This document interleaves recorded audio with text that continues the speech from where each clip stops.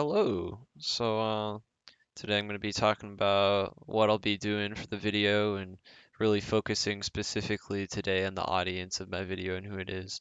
So just a really quick explanation for context. My video is going to be about how to create vaporwave.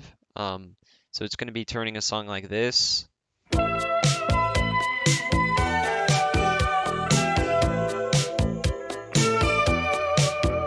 So that's the original material, and we'll be taking that and turning it into something like this. This song specifically is often considered like the vaporwave national anthem. It's probably the most popular song in the genre.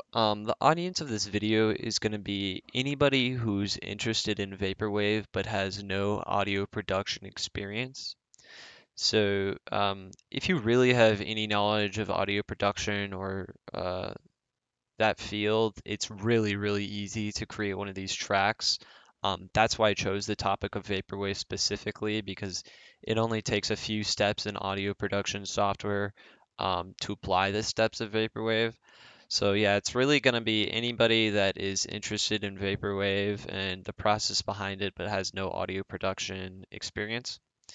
My audience is not anybody who has no technology experience. There's going to be a few things in this instructional video where I expect people have a little bit of technology experience. Like I'm going to be doing a little bit of file management. I'm not going to be explaining how to download and install the software that you need to use. I'm not going to be explaining how to navigate the internet, but these are all things that you're going to need to know going into the video. I'm not catering to people who have no experience with technology.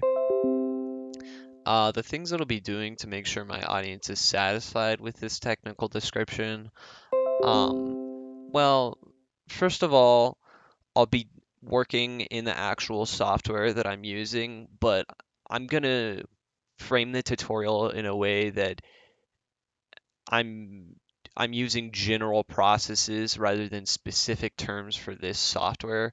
So I'm not going to say, oh, click this exact button in this software and not explain what it's doing. I'm going to say, oh, we're going to slow down the track here, right?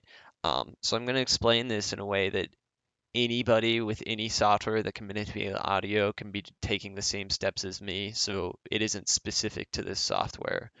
Um, I'm also going to be trying to use some editing tips. So maybe in the video right here, I can I want to highlight certain sections in the software, so like decrease the opacity of the screen and really spotlight something. So hopefully I can do that effect in Premiere in a little bit and show you that.